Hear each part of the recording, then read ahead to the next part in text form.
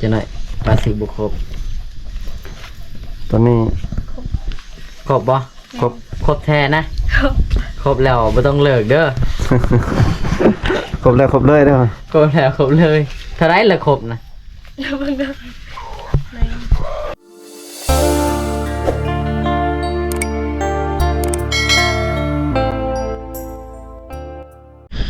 สบายดีFC พังลาวพังไทยนะพี่น้องเนาะยินดีต้อนรับ FC เข้าสู่ช่องบ่าวผู้ไทยคือเก่านะพี่น้องเนาะนี่บ่าวผู้ไทยสิเดินทางไปหาน้องเบลเนาะพี่น้องเพราะว่าทีมงานสิไปสะพานบุญให้ FC เนาะไปหาน้องเบลอยู่บ้านของน้องนะพี่น้องบ่าวผู้ไทยได้โทรนัดน้องแล้วเนาะพี่น้องเป็นจะได้กะไปติดตามกันนะพี่น้องเนาะกำลังสิเดินทางไปพร้อมกับขี้ต้มลายๆนี่แหละตามทางนี่นะพี่น้องเจอขี้ต้มอีกแล้วมีแต่ขี้ต้มกับขี้ต้มทางดีเบิดแล้วยังแต่ทางบ่ดี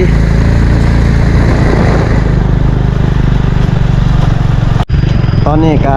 มาฮอดทางแวบ้านของน้องเบลแล้วพี่น้องเนาะมาฮอดบ้านของน้องเบลแล้ว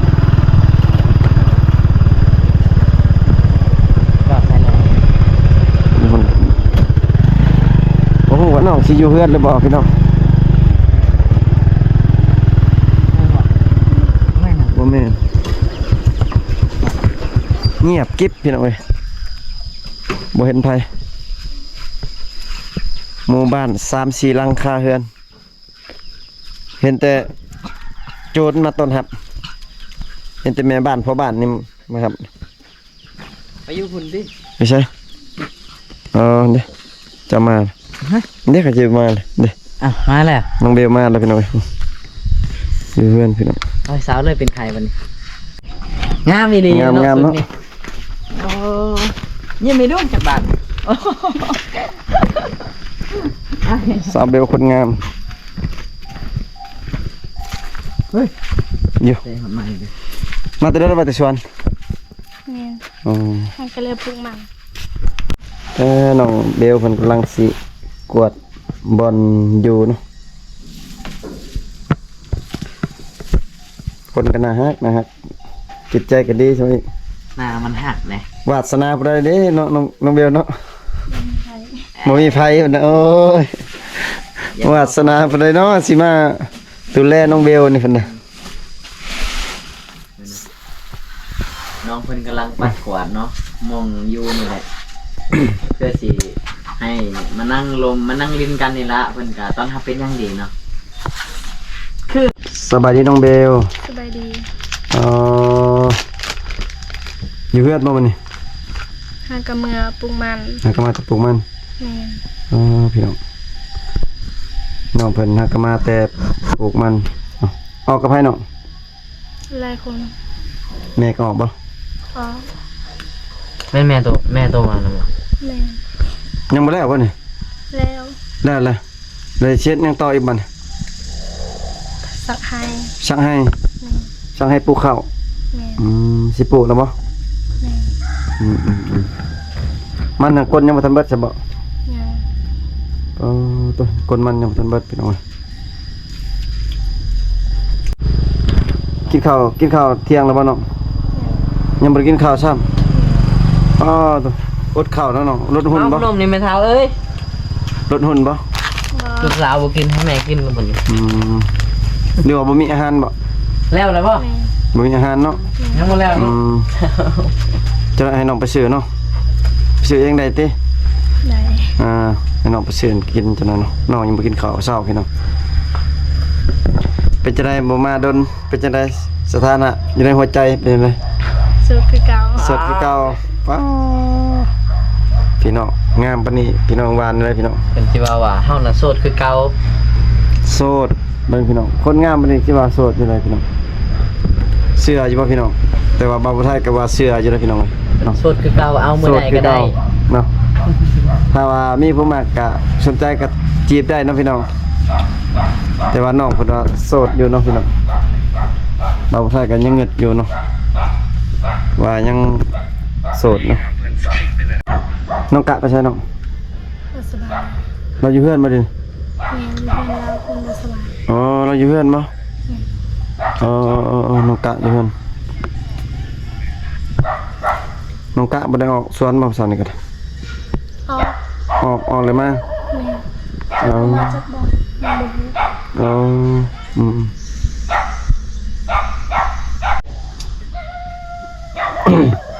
ว่าโทรศัพท์น้องมันได้ซากตลอด เบ็ดอยากเสื่อม เบ็ดเด็กเสื่อมเลย แบตบ่ดี คือ FC เพิ่นมี FC คนหนึงเซตมาหาบ่าวผู้ไทยเพิ่นว่าอยากเซตหาอยากได้เฟซอยากได้ไลน์ของน้องเบลเนาะคือบ่าวผู้ไทยบอกไปว่าโทรศัพท์น้องบ่ดีเนาะเพิ่นตอบ FC บ่อันนั้นพี่น้องเอ้ยเพิ่นบ่ได้สู้ตอบเนาะเพราะว่าโทรศัพท์น้องได้ซากไว้บนเก่าตลอดเนาะถ้าว่าออกนอกแม่นลิ้นบ่ได้เนาะแม่นบ่น้องเบล แม่น ถ้าสิลิ้นก็ต้องซากไว้หั่นโทรศัพท์ฮ้อนก็ลิ้นอยู่หั่นบ่แต่ยามมันแตกใส่ อ๋อโทรศัพท์ ยันแบตแตก โทรศัพท์ธรรมดาเครื่อง Android นี่มันเครื่องเท่าไหร่เดี๋ยวนี้ บ่ฮู้ บ่จักเลยบ่ แม่น อ๋อน้องบ่จักเนาะ เดี๋ยวนี้คันว่าโทรศัพท์อยู่ห้านนี่ประมาณล้าน8ล้าน9นี่คือสิได้อยู่มันล้าน8ล้าน9หรือว่าประมาณ2ล้าน โทรศั นะ พท์ประมาณ สองล้าน 2ล้านได้บ่ ประมาณ2ล้าน 2ล้านได้บ่3ล้านได้บ่ 2ล้านนี่คือสิ บ่ ได้ จักเลยเนาะ แม่น บ่ น้อง บ่เคยซื้อเนาะ บ่เคย น้องเพิ่นกะบ่ได้เลยเนาะ กะโทรศัพท์บ่ได้ กะโทรศัพท์บ่ได้เลย เบิดเลยก็ไปซื้อ แสดงว่าข้าวนี่บ่พอกินเนาะ แม่น อืมข้าวบ่พอกิน แต่เดี๋ยวนี้น้องซื้อแล้วซื้อไปแล้วสอบหนึงบ่ แม่น ตอนนี้ก็เฮ็ดให้ก็ยังบ่พอกินแล้วน้องเนาะ แม่น ตอนแรกฉันน้องออกสวนอีกบ่ตอนแรก บ่ฮู้ บ่ฮู้เนาะเพิ่นก็ยังบ่ได้กินข้าวเช้า กินข้าวเช้าข้าวสวยยังบ่กินซ้ำเนาะ แม่น ตอนนี้ฮอดสวยแล้วพี่น้องเอ้ยเพิ่นยังบ่ได้กินข้าวเช้าโอ้เก่งเติบพี่น้องเขาเจ้าเคยแบบเป็นแบบนี้ทุกมื้อบ่น้อง แม่น เฉพาะจังงามนะน้องหุ่นจังดีเนาะเพราะว่าบ่ได้กินข้าวเช้าพี่น้องเอ้ยเพิ่นกินบ่ได้กินข้าวเช้าทุกมื้อเนาะออกให้ก่อนจะมาแล้วก็จังกินข้าวเนาะพี่น้องไอ้ถามเนี่ยมื้อแต่ละมื้อนี่มีผู้บ่าวมาลิ้นนำอยู่บ่น้อง บ่มี บ่มีเลย คือคำเก่าตลอดว่าบ่มีตลอดเนาะ ก็บ่มีแท้ บ่มีแท้เลยนี่ แม่น ป้อผู้บ่าวคือว่าแสดงว่าสายตาผู้บ่าวนี่บ่ถึงแล้วเนาะนั่นน้อง เจาะบ่ฮอด สายตาของเขาเจ้านี่บ่ถึงคนงามเลยแสดงว่าเนาะแม่นบ่ไอ้บ่ บ่ฮู้ บ่แม่นตาเขาเห็นบ่คือว่าคนบางงามคือว่าบ่เขาบ่มาลมหรือว่าเขาญาติน้องเห็นน้องว่างามพุ่นไปจัง ก็น้องขี้ร้าย บ่เอาขี้ร้าย ก็บ่กล้า เขาเห็นน้องขี้ร้ายแล้วเขาบ่กล้าบอกว่าหลักยิ้มซ้ำนี่ยังว่าขี้ร้ายคนบางงามๆแสดงว่าสายตาผมบ่าวอยู่เขตนี่แสดงสายตาเขาเจ้าบ่ถึงเขาเลี้ยวออกไปประมาณคืบหนึงซ้ำนี่เขาเห็นแล้ว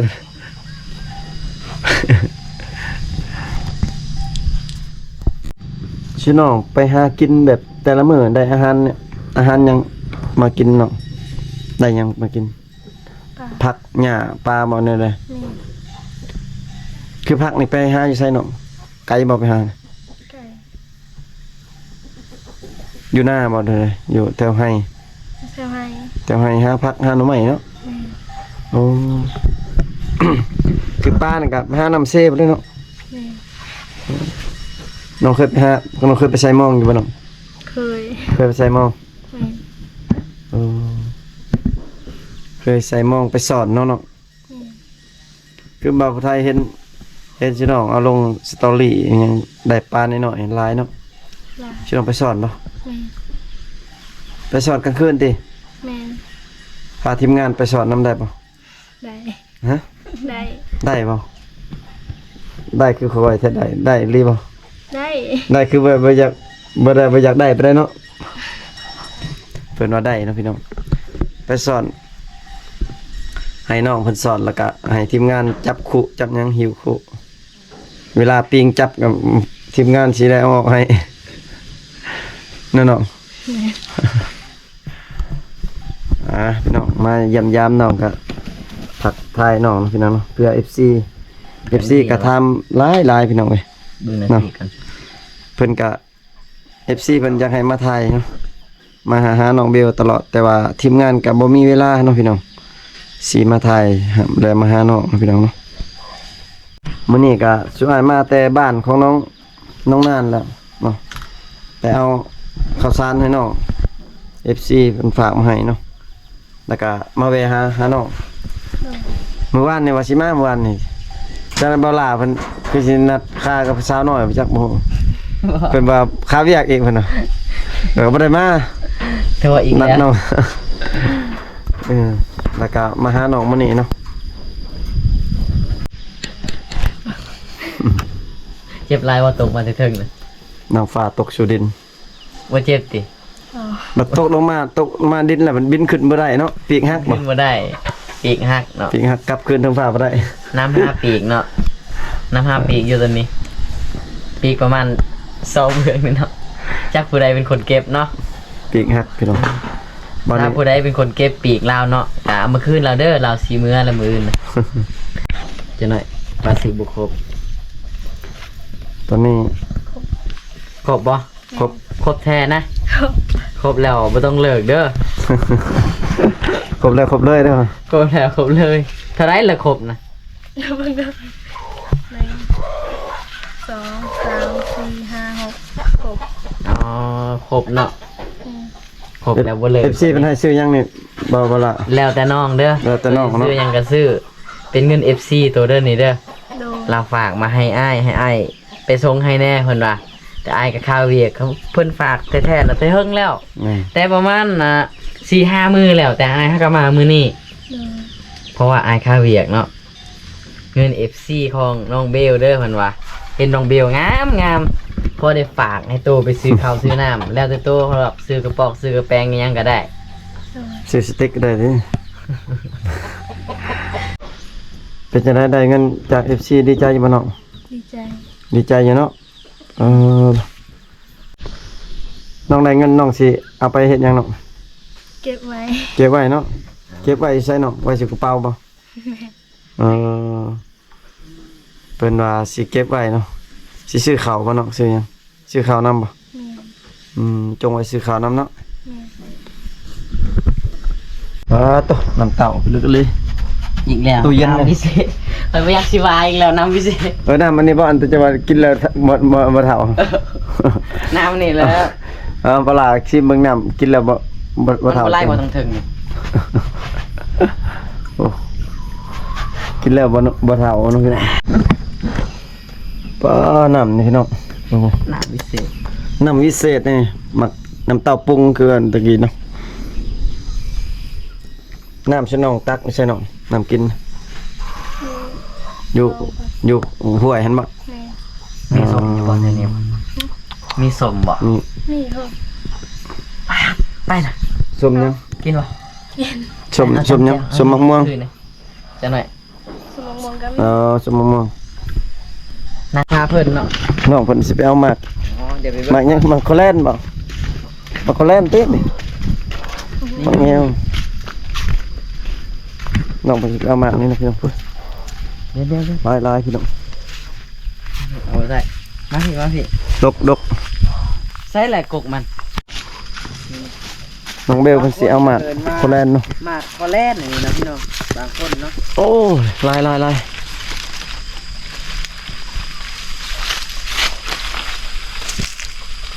เป็นบ่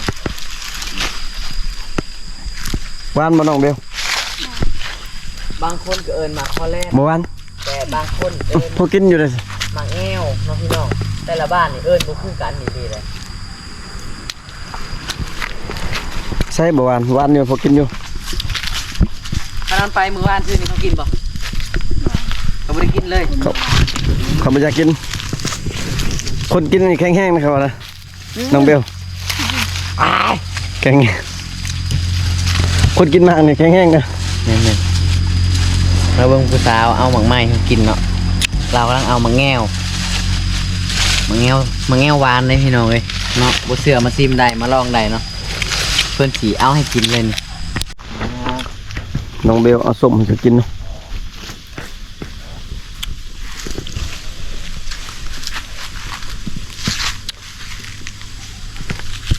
เป็นทุกปีบ่น้องเบล